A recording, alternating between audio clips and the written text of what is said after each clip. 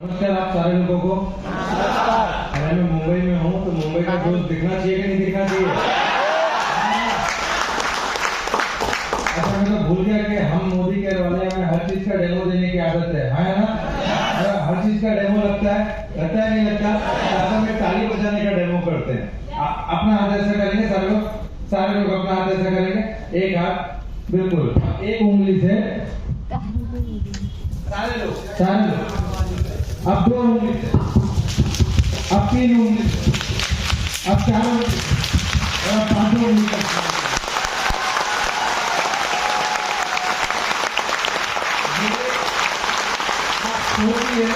आप सोचिए कि 5 उंगली मिलकर ये माहौल ये समा बांध सकती है। तो 5 आदमी अगर नेटवर्क मार्केटिंग की डेमो किट लेके माहौल में उतर जाए तो ये पूरे महाराष्ट्र में टीम का नाम होगा या नहीं होगा?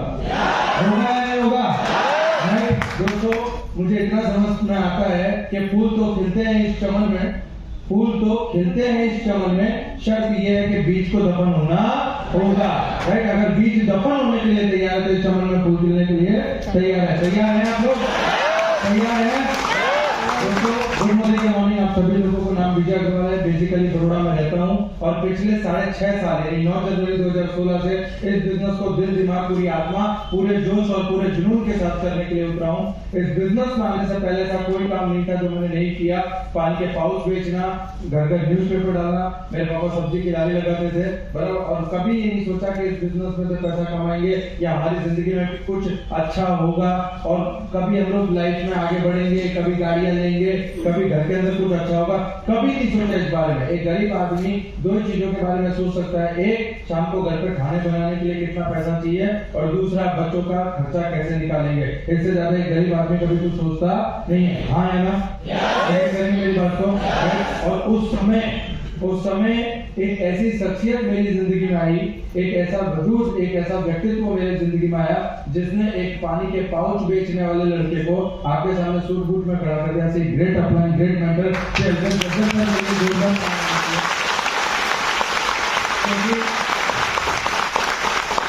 अगर विजय अग्रवाल के पीछे से अल्पेश विजय सर का नाम निकाल दिया जाए तो शायद उसका वजूद 0 है। राइट? क्योंकि मुझे इतना समझ में आता है अगर मुझ में ताकत होती तो मैं पानी के पाउच में भी झंडे गाड़ चुका होता बराबर। ये ताकत उनकी थी, उनके विश्वास की थी कि एक व्यक्ति को ये विश्वास दिला दिया कि तू तेरी जिंदगी में बहुत कुछ कर सकता है। एग्री करेंगे नहीं करेंगे? इस बिजनेस को 9 जनवरी 2016 से उनके नेतृत्व में कर रहा हूँ और दोस्त बताते हुए गर्व होता है मुझे कि मेरा पहला चेक आया था 167 रुपए का, 167 रुपीज का, और आज मोदी केयर से करीब टोटल इनकम 2.5 करोड़ रुपए से ज्यादा है। 2.5 करोड़ रुपया।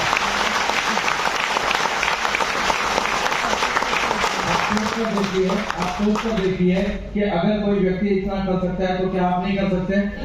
कर सकते नहीं कर सकते? मेरे पापा मैं आपको बताता हूँ कि बिजनेस में आने से पहले कोई ऐसा काम नहीं था जो मैंने नहीं किया। पानी के पाउच बेचना, सुबह 4 बजे उठता था, न्यूज़पेपर डालने घर जाता था, सुबह 7 बजे घर पे आता था, वहां से फिर निर्मा कंपनी में जॉब करता था, वहां से शाम को 8:30 बजे घर पे आता था और उसके बाद में मेडिकल स्टोर पे जॉब करता था। रात को 11-12 बजे घर पे वापस आता था। जब 11-12 बजे घर पे आता था उसके बाद में बराबर सुबह 4 बजे से लेकर रात को 11 बजे तक काम करने के बाद में मेरे हाथ में जो पैसा आता था ना वो 4,800 से फिर 4500 से 4,800 रुपया आता था, और 4,500 से 4,800 रुपया जब मेरे घर पे आता था, हाथ में आता था, मैं घर पे जाकर उसको पापा को देता था। आप यकीन नहीं मानेंगे, लगभग 50,000 के बराबर उसकी वैल्यू थी, 50,000 रुपए के हिसाब से बराबर। एक दिन घर को आया था, एक दोस्त मिला, बोला विजय तू क्या करता है?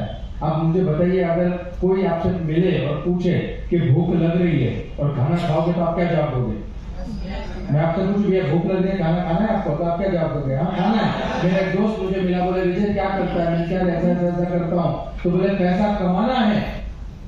अब मैं मोटिवेट हो गया, उनका इतना कॉन्फिडेंस है, बोल रहा था कुछ देके ही जाएगा ये।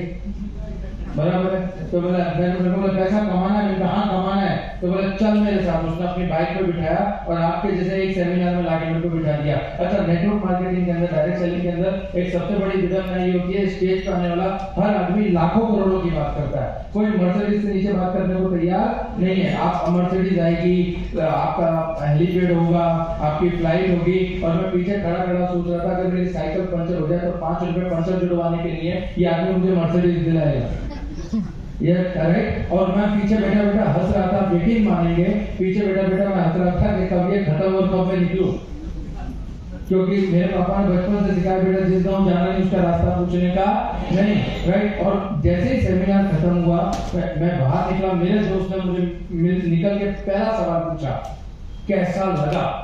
मैंने कहा जोरदार। बोले करेंगे, मैंने कहा नहीं। बोले क्यों? बोले मैंने कहा पापा ने बोला कि बेटा जिस गांव जाना है उसका रास्ता पूछने का नहीं, और उसने बोला कि नहीं तू उसमें से लाखों कमाएगा। मैंने कहा लाखों नहीं, मुझे तो 2-3 हजार रुपए कमाने लायक कोई बात हो सकता। बोले नहीं मुझे तू उसमें से लाखों कमाएगा। मैंने कहा तू 2-3 हजार रुपए, मेरे बाप को भरोसा नहीं है जिसने मुझे पैदा किया कि मैं लाखों कमाऊंगा, तू कैसे बोल सकता है कि मैं लाखों कमाऊंगा। मेरे को बहुत मोटिवेट किया, मुझे समझाया। और मुझे बाद में मेरा आगे एक दोस्त था, तो मैंने उस दोस्त से ये कहा कि तुझे भरोसा है मुझे लाख रुपए आएगा? बोला हाँ मुझे पूरा भरोसा है मुझे लाख रुपए आएगा। मैं कहा तुझे भरोसा है मुझे लाख आएगा? बोला हाँ। मैं कहा जिस दिन मुझे लाख रुपए का चेक आ जाए 97 तू रख लेना, 3000 मेरे को दे देना।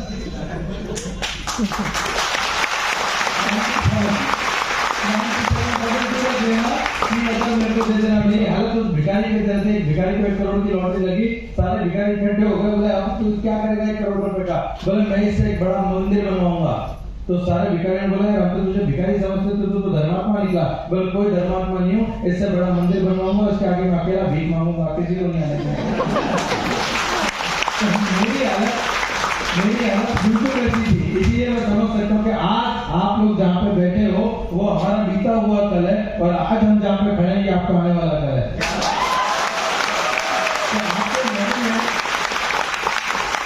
क्योंकि एक बात समझो, मैं जब 22-24 साल का हुआ तब तक तो मेरे खानदान में किसी ने मुझसे नहीं कहा कि तू कुछ बड़ा करेगा या तू पैसा कमाएगा, तू गाड़ी ले सकता है। और अचानक से एक दिन कोई आगे कहेगा, विश्वास आएगा क्या? आएगा। मैं मोटिवेट हुआ, उसने बोला कि तू कमा लेगा। मैं भी घर पे गया, मैं घर पे जाके पापा से मिला। पापा को मैंने बोला, जाते ही मैंने पापा को बोला कि पापा अपने दुख के दिन गए। आप यकीन मानेंगे पहली बार मेरे पापा ने 15 मिनट मुझे ध्यान से देखा कि सुबह तक तो ठीक था। जनरली हम सेमिनार में से घर की ऐसी बात करते हैं कि भाई पापा गए मरब, तो मेरे पापा ने बोला क्या हुआ? मैंने मेरे पापा को बताया कि भाई ऐसे ऐसा सेमिनार था, ऐसा था। और मेरे पापा ने मुझे मोटिवेट करते हुए कहा कि बेटा हमें ऐसा कोई बिजनेस करना नहीं है। और उस दिन मुझे समझ में आया कि आप अपने रिश्तेदार से या घर वालों से जाके सबसे अच्छी बात भी करोगे तो आपके कांच के महल पे सबसे पहला नेगेटिविटी का पत्थर वही मारेगा।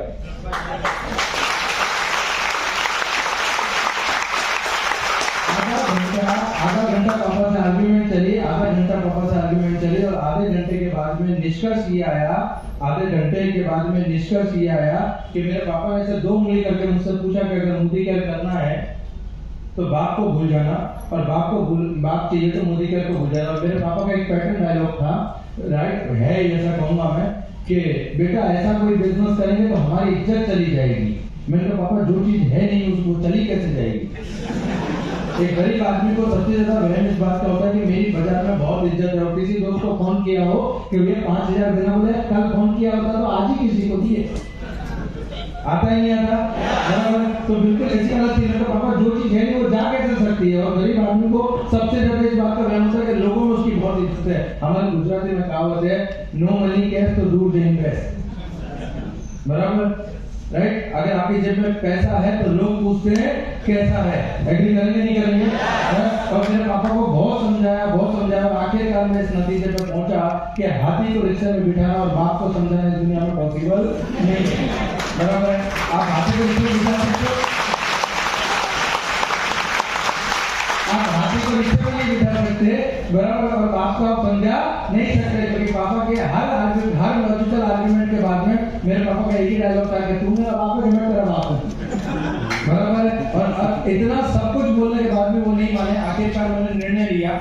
निर्णय ये था कि भैया मैं पानी पूरी की लारी लगाऊंगा, मैं डायरेक्ट सेलिंग नहीं करूंगा। मैं सुनकर गया था सबको मुझे पता था कि लोग इस इंडस्ट्री में पैसा कमा रहे हैं, मुझे पता था कि लोग इस इंडस्ट्री में सफल हो रहे हैं, बराबर है, पर मैंने विश्वास नहीं किया। मैं पापा की बात में आया, मैंने पापा की बात मान ली और 3 साल के बाद में मेरा जो दोस्त था, बराबर 2-3 साल के बाद में मेरा जो दोस्त था, वो दोस्त एक दिन मेरी पानी पूरी की लारी पे बराबर पानी पूरी खाने आया और उसने, मैंने कहा यार तू तो नई बाइक ले आया, बोला हमने तो तुझे समझाया था, तू कहाँ माना।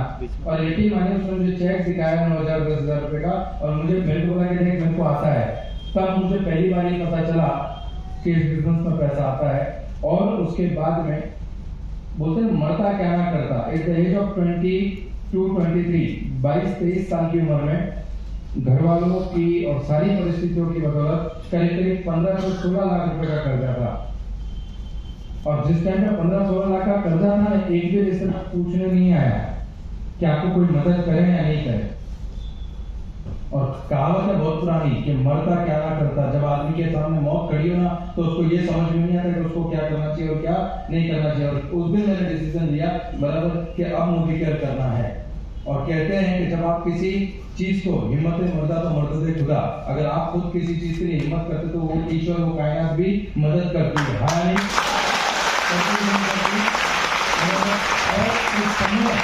उस समय मैंने हिम्मत की। उस हिम्मत का परिणाम ये हुआ कि मुझे अल्पेश सर से मिलने का मौका मिला, उनसे गाइडेंस लेने का मौका मिला, उनकी मेंटरशिप में आगे बढ़ने का मौका मिला। और आज बोलते हुए गर्व होता है कि इस बिजनेस से मेरा पहला चेक आया था 167 रुपीज का और मेरा हाईएस्ट पे आउट इस बिजनेस के माध्यम से 6.5 लाख रुपया महीना।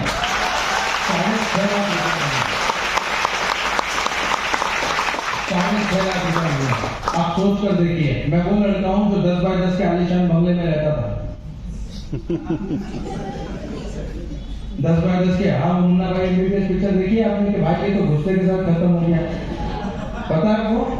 बराबर। तो इतना बड़ा बंगला था हमारा कि पूछो मत। 4 व्हीलर के नाम पे हमारे पास साइकिल थी और मुझे आज भी ध्यान है कि 200 रुपए की साइकिल खरीदने के लिए घर का सिलेंडर बेचा था। जैसे आदमी के पास 2 किडनी होती है तो आदमी को एक समय के बाद ये लगता है कि एक आदमी एक किडनी पे भी तो किया जा सकता है। तो उस समय सिलेंडर 2 आते थे, तो हमने कहा एक बेच भी देकर तो एक से काम चल जाएगा। और घर वालों ने इतना इस माहौल को बना के रखा था कि कभी भी आप बड़ा नहीं सोच सकते। जब भी आप कुछ बड़ी बात करेंगे घर में, जब भी आप कुछ बड़ा बोलेंगे, घर में से एक ही डायलॉग आता था कि बाप ने हमारी मेंढक की, बेटा तीरंदाज। बराबर। बाप ने कभी मेंढक का शिकार नहीं किया और बेटा तीरंदाज बोलने चला। और ये सारी चीजों को सुन सुन के जो आदमी बड़ा हुआ, क्या उसके अंदर इस बात का कॉन्फिडेंस होगा कि वो अपनी जिंदगी में कुछ कर सकता है? आया ना? बराबर। क्या उसके पास इस बात का कॉन्फिडेंस होगा कि वो अपनी जिंदगी में जिन सपनों को देखने की किसी की औकात नहीं है, वो सपनों को देख के वो पूरा कर सकता है? राइट? उस माहौल में से इस माहौल में आना अपने आप में एक चैलेंज है। और जिसने इस चैलेंज को उठाया है वो इस स्टेज पे अचीवर बन के आया है।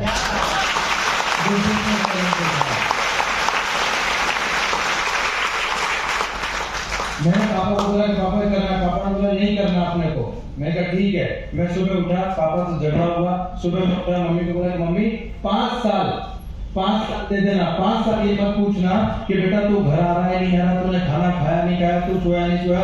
5 साल दे देना जिंदगी के। ऐसा समझना मैं शटडाउन मारने के लिए कुवैत चला गया हूँ। 5 साल तक ये मत पूछना बेटा खाना खाया, सोया नहीं सोया, क्या कर रहा है क्या नहीं कर रहा है, कहाँ है कहाँ नहीं है। 5 साल मत पूछना। 5 साल बाद का सुबह का नाश्ता, दोपहर का खाना और शाम का घूमना साथ में करेंगे। 5 साल दे दो मुझे कैरियर बनाने के लिए। मेरी मम्मी ने बोला तेरे पापा है तुझे गलत थोड़ी समझाएंगे। मैंने कहा यही तो मैं समझाने की कोशिश कर रहा हूँ कि वो पापा है गलत नहीं समझेंगे, पर वो समझ नहीं रहे कि इस इंडस्ट्री की ताकत क्या है। मैंने देखा है। मुझे एक बात बताइए, सर हमेशा एक अच्छा सेंटेंस बोलते हैं कि चॉकलेट मैंने खाई है, स्वाद में आपसे पूछूंगा बता पाएंगे क्या? राइट? तो मैंने इस बिजनेस को देखा था। मेरी मुलाकात सर से हुई थी, मुझे पता था कि इस इंडस्ट्री की ताकत क्या है। और उस समय राइट जब किसी को भरोसा नहीं था, तब सर ने मुझ पर भरोसा किया कि तू कर सकता है। मैं गया मेरे दोस्त के पास, मेरी अपलाइन के पास। अपलाइन हमेशा ये बोलती है मैं सपोर्ट करूंगा, राइट है, तू चिंता मत कर मैं सपोर्ट करूंगा। मेरी अपलाइन ने भी मुझे उस समय ऐसा बोला था कि तू चिंता मत कर मैं तुझे सपोर्ट करूंगा। 3-4 दिन के बाद में मैंने डेमोन्स्ट्रेशन सेट किया शाम को 4 बजे का। मेरी अपलाइन को फोन किया कि भैया तू आना अपने 4 बजे का। बोला तेरी डेमो किट लेके तू पहुंच जाना। मैं डेमो किट का मतलब क्या? बोले वो जो मैं डेमो किट बनाता हूँ वो। मैं क्या वो तो मेरे पास नहीं है, तो बोला ठीक है, मेरे घर से लेके तो पहुंचा, 4 बजे का डेमो सेट हुआ, मैं उसके घर पहुंचा, सामने वाले के वहाँ 8-10 महिलाएं आकर बैठी थी, राइट। मुझे डेमो करना आता नहीं था। मैंने मेरे दोस्त को फोन किया, अपने को फोन किया कि भाई कहाँ पर, बोला मेरे को 10-15 मिनट लगेगी।